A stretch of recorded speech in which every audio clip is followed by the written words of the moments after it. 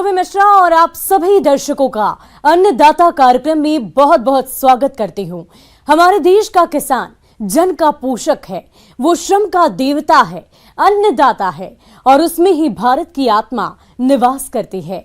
ऐसे ही किसानों की प्रगति के लिए हम खेती बाड़ी से जुड़ी बहुत सी नई लाभकारी जानकारियां हर रोज सुबह आपके लिए लेकर आते हैं। तो चलिए कार्यक्रम शुरू करने से पहले देखते हैं क्या है आज के अन्नदाता में खास। अलसी की उन्नतशील किस्में और बुआई तकनीक।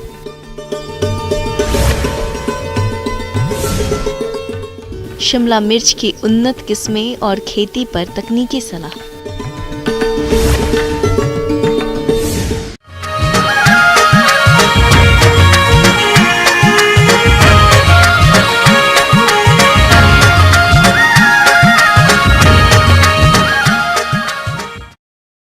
अलसी, जिसे किसान तीसी के नाम से जानते हैं, एक तिलहनी फसल है। इसकी खेती किसान दो प्रकार से करते हैं। एक तो किसान धान की खड़ी फसल में छिड़काव तरीके से इसकी बुआई करते हैं, दूसरा खेत तैयार कर इसकी बुआई करते हैं। तो जो किसान खेत तैयारी करके तीसी की बुआई करने जा रहे हैं, वे भरपूर पैदावार लेने के लिए इसकी बुआई करते समय किन किन पहलुओं पर खास ध्यान दें। आइए जानते हैं बिरसा कृषि विश्वविद्यालय जिला रांची के कृषि वैज्ञानिक डॉक्टर नरेश प्रसाद यादव से।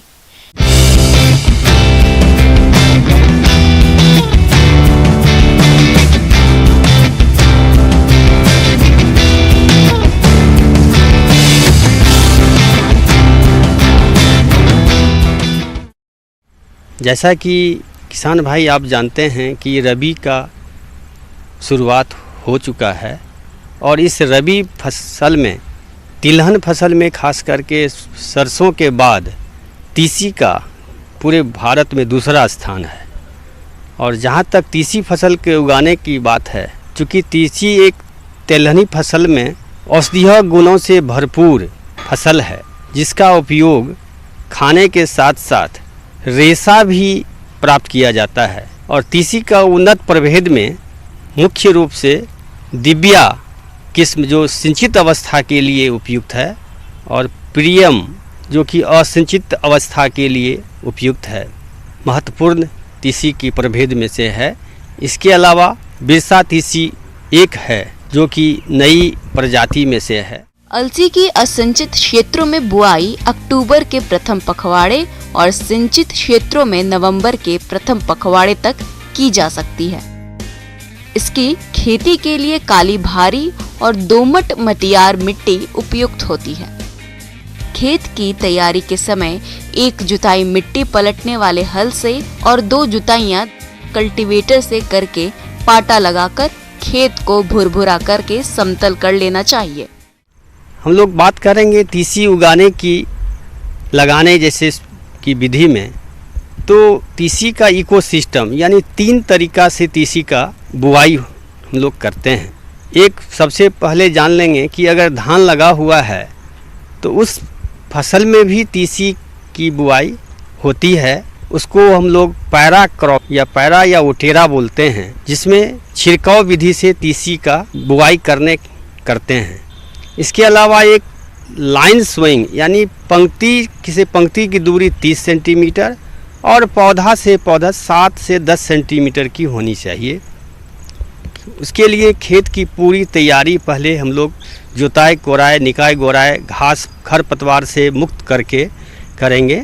उसके लिए हल के पीछे भी बुआई अच्छी होती है। इसीलिए ये उपयुक्त समय आ गया है। जहाँ भी नमी हो, किसान भाइयों से मैं यही कहना चाहूँगा कि रबी फसल में तिलहनी की फसल में खास करके तीसी का जरूर खेती करें।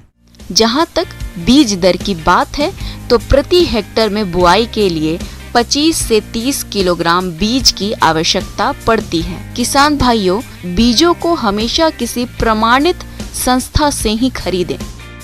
बीजों को रोगों से बचाने के लिए थीरम 2.5 ग्राम या कार्बेंडाइजिम 2 ग्राम से प्रति किलोग्राम बीजों को उपचारित करें। उसके बाद ही बीजों की बुआई करें।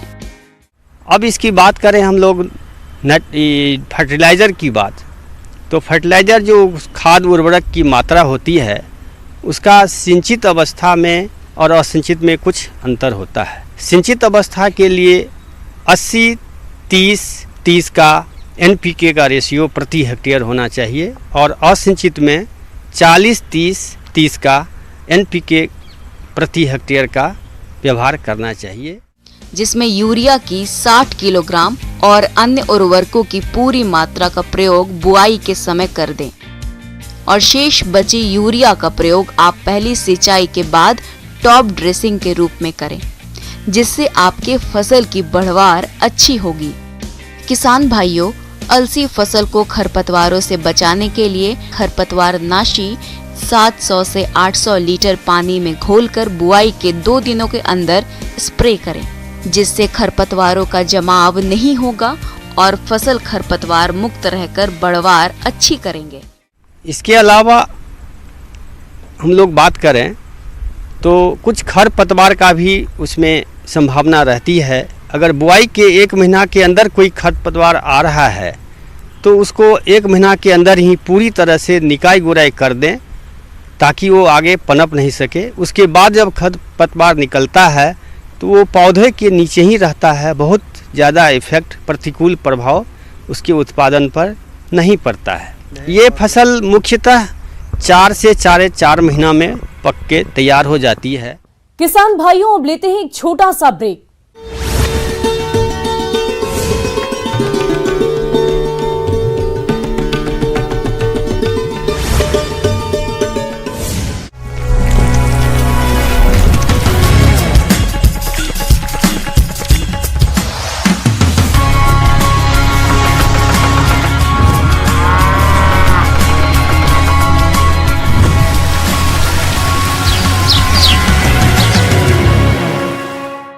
और ब्रेक के बाद आप सभी दर्शकों का अन्नदाता में एक बार फिर से स्वागत है।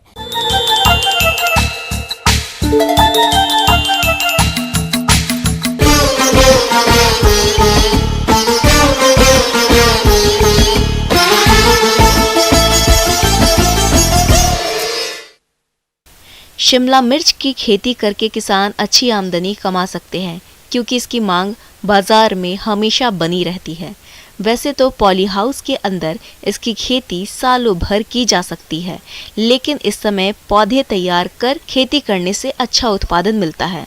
तो जो इसकी खेती करने की सोच रहे हैं वे इसकी कौन सी किस्मों का चयन करें और इसकी खेती करते समय किन किन बातों पर खास तौर से ध्यान दें, इस बारे में जानकारी दे रही हैं भारतीय कृषि अनुसंधान परिषद पलांडू रांची की कृषि वैज्ञानिक डॉक्टर पी भावना।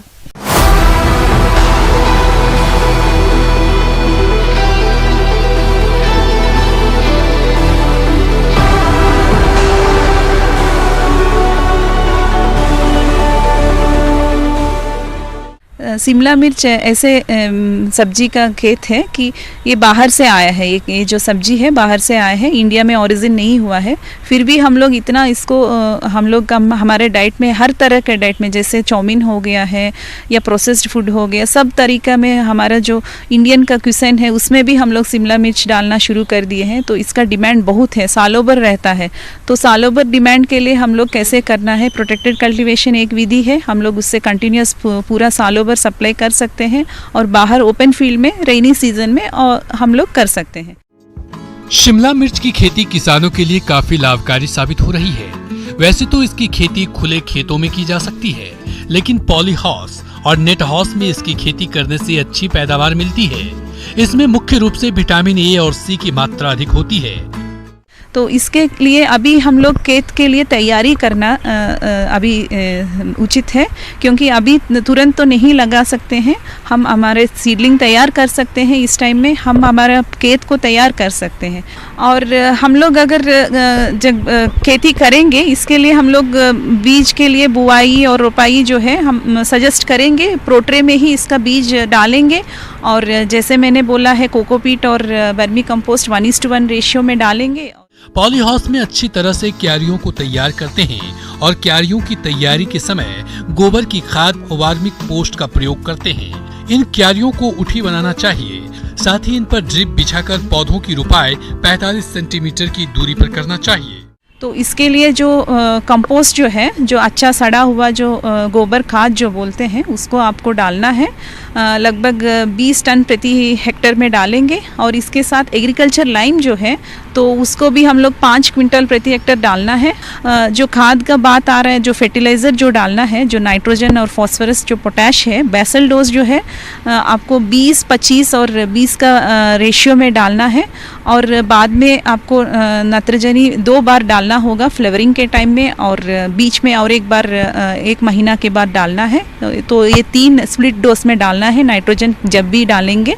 तो इसके लिए अभी ये जो मौसम है बहुत बेस्ट सीजन है, इससे हमारा पौधा भी ग्रोथ अच्छा आता है और हमारा उपज भी बढ़ता है। जहाँ तक बात शिमला मिर्च की उन्नत किस्मों की है तो आप California wonder, royal wonder, yellow wonder, green gold, Arka Gaurav, Arka Mohini, Indira इत्यादि किस्मों से किसी भी किस्म का चयन कर खेती कर सकते हैं।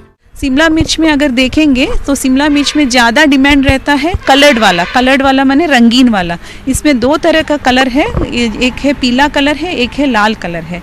पीला कलर कुछ लोग प्रिफर करते हैं मार्केट में, और लाल कलर और ग्रीन में भी चलता है। जो बीज है तैयार हो जाएगा रोपाई के लिए, आपको लगभग 20 और 25 दिन में तैयार हो जाएगा। इसका जो सीड रेट है लगभग 250 ग्राम से 300 ग्राम प्रति हेक्टेयर आप डाल सकते हैं। पौधारोपण के पूर्व पौधों को फफूंदनाशक दवा से उपचारित करना चाहिए, जिसके बाद पौधों को उचित दूरी पर अच्छे से लगाना चाहिए। रोपाई के 10 से 15 दिन बाद फसल को कीटों से बचाने के लिए नीम आधारित कीटनाशक दवा छिड़काव करना सही रहता है। मल्चिंग लगाकर शिमला मिर्च की खेती करने पर और अधिक पैदावार मिलती है, साथ ही ये खरपतवार नियंत्रण में सहायक भी रहती है। जिगजैग वे में अगर ट्रांसप्लांटिंग करेंगे उसमें तो हमारा प्लांट का डेंसिटी भी हम लोग नॉर्मल वे में, माने ज़्यादा भी नहीं होगा कम भी नहीं होगा, हम पानी का भी ज़्यादा से ज़्यादा फ़ायदा ले सकते हैं। ये चीज़ आपको ध्यान रखना है।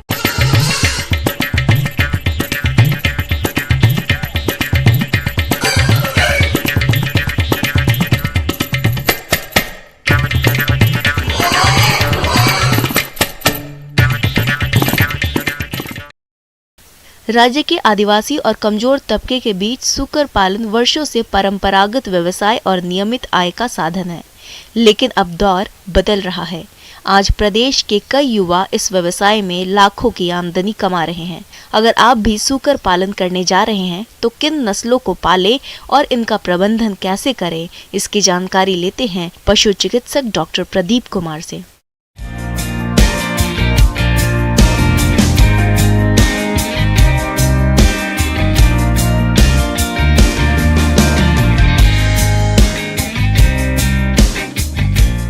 किसान भाइयों, आज हमारा जो चर्चा का विषय है वो है सूकर पालन।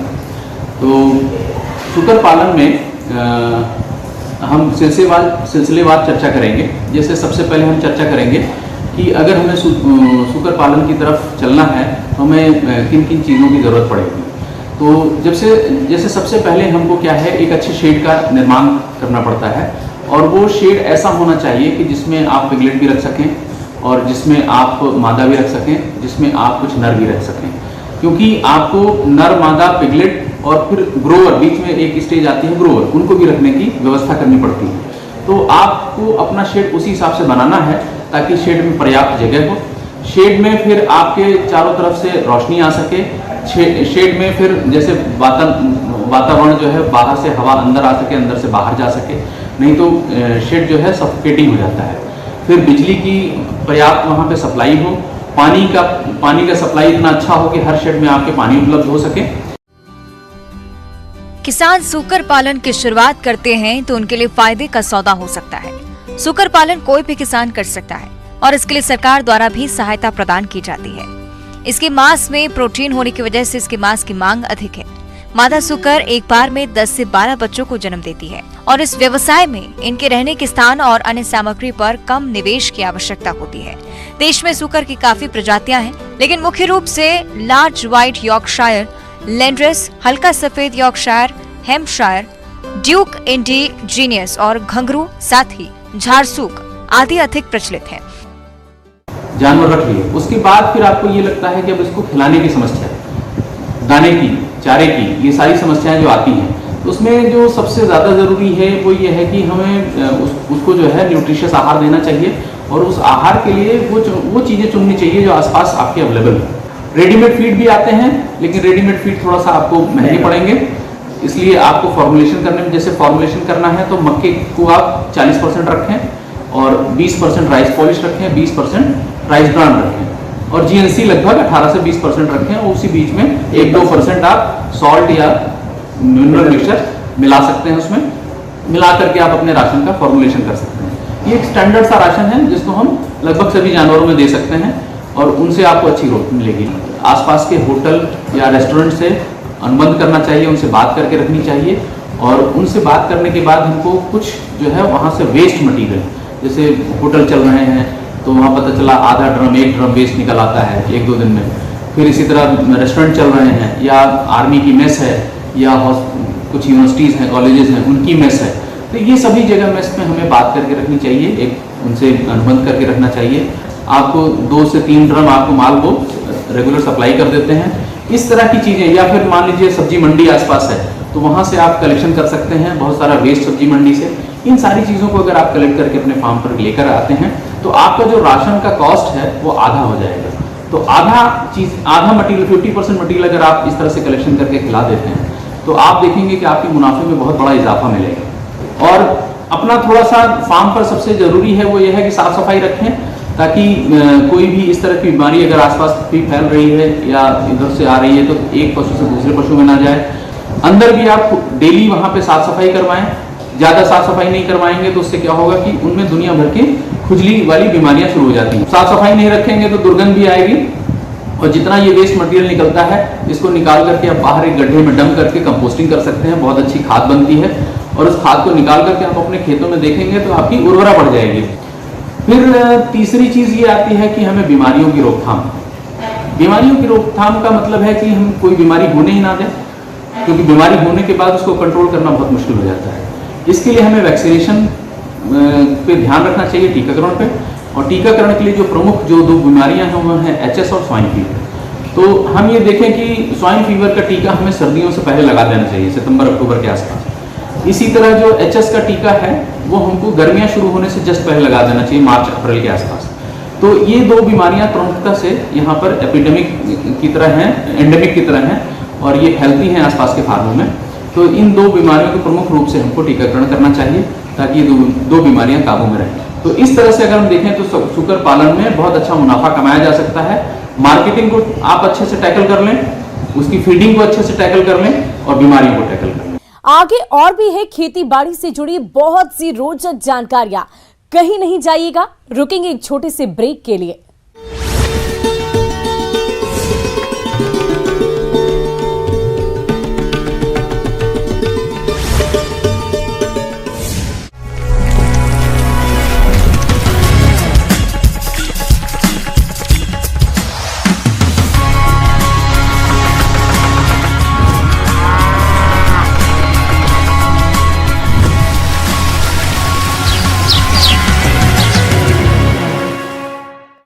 ब्रेक के बाद एक बार फिर से आप सभी दर्शकों का अन्नदाता कार्यक्रम में स्वागत है।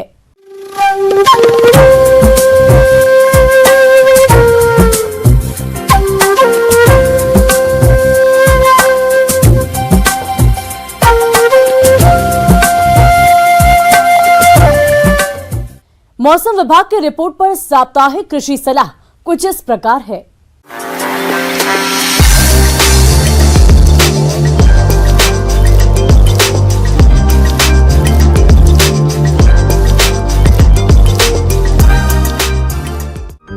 ग्रामीण कृषि मौसम सेवा भारत सरकार और डॉक्टर राजेंद्र प्रसाद केंद्रीय कृषि विश्वविद्यालय पूसा समस्तीपुर के मौसम पूर्वानुमान को देखते हुए किसान भाइयों को सलाह दी जाती है कि पूर्वानुमान की अवधि में उत्तर बिहार के जिलों में आसमान में हल्के बादल देखे जा सकते हैं।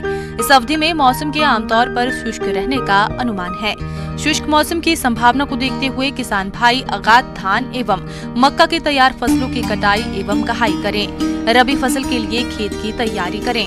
फसलों की स्वस्थ एवं गुणवत्तापूर्ण उत्पादन के लिए 150 से 200 क्विंटल प्रति हेक्टेयर की दर से गोबर खाद की मात्रा पूरे खेत में अच्छी प्रकार से बिखेर कर मिला दें। खड़ी फसलों में कीट व्याधि का निरीक्षण करते रहें और 15 अक्टूबर के बाद शरदकालीन गन्ना की रोपाई का काम शुरू करें। धान की फसल में बालियां निकलने तथा दूध भरने की अवस्था है। इस अवस्था में गंधे बग कीट की निगरानी करें। फसल में कीट की संख्या अधिक पाए जाने पर इसकी रोकथाम के लिए फॉलीडाल 10% धूल का प्रति हेक्टेयर 10 से 15 किलोग्राम की दर से भुरकाव बालियों पर करें।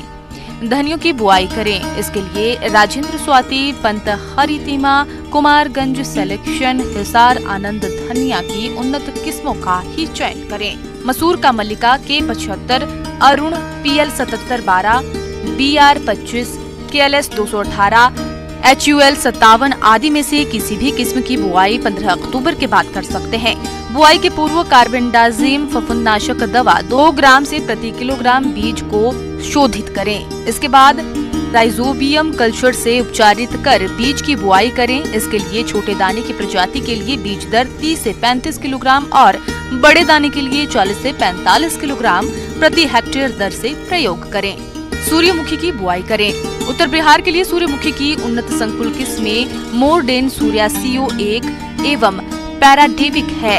वहीं संकर किस्मों में BSH1, KBSH1, KBSH44, MSFH1, MSFH8, MSFH17 अनुशंसित है। सब्जियों की फसल जैसे बैंगन, टमाटर, फूलगोभी एवं मिर्च में फल छेदक कीट की निगरानी करें। इस कीट से ग्रसित तना एवं फल की तुराई कर मिट्टी में गाड़ दें। यदि कीट की संख्या अधिक हो तो स्पिनोसेट 1 मिलीलीटर प्रति 4 लीटर पानी की दर से छिड़काव करें।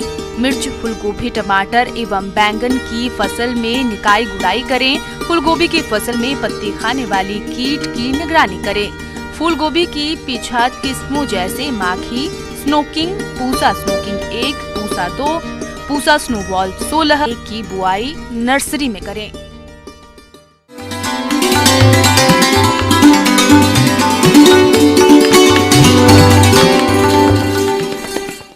आइए जानते हैं अन्नदाता निशुल्क फोन के माध्यम से पूछे गए समस्याओं का समाधान। निशुल्क फोन संपर्क सेवा के माध्यम से कार्यक्रम में आज जो प्रश्न हमने शामिल किया है उसे पूछा है गांव बलिया, जिला मधुबनी से उत्तम सिंह ने। आप सिंचाई के लिए सोलर पंप सेट के बारे में जानकारी चाहते हैं तो उत्तम सिंह जी, आपकी जानकारी के लिए देखिए कार्यक्रम का यह अंश।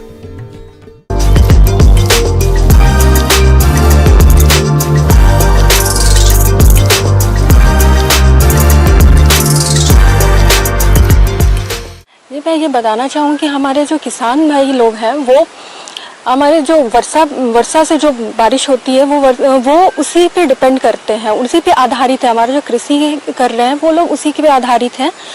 तो इससे क्या होता है कि जैसे अगर समय पे बारिश ना हुई तो इनसे उनका जो कृषि है वो प्रभावित होता है, फसल डैमेज हो जाते हैं। तो इसके लिए क्या है, हमारा सौर ऊर्जा जो कि बहुत ही आसानी से अवेलेबल है सब जगह, सब एक बहुत ही आसान स्रोत है जिसका इस्तेमाल करके हमारे किसान भाई समय पे सिंचाई कर सकते हैं। सौर ऊर्जा सूर्य द्वारा प्राप्त एक अक्षय ऊर्जा है जिसका प्रयोग बिजली बनाने में कई वर्षों से किया जा रहा है। इस तकनीक में बहुत से सुधार होते होते आज यह तकनीक विद्युत उत्पादन का सरल एवं आसान तरीका बन गया है। सूर्य के प्रकाश को सोलर सेल द्वारा अवशोषित करके फोटो इलेक्ट्रिक विधि से सोलर विद्युत का उत्पादन होता है।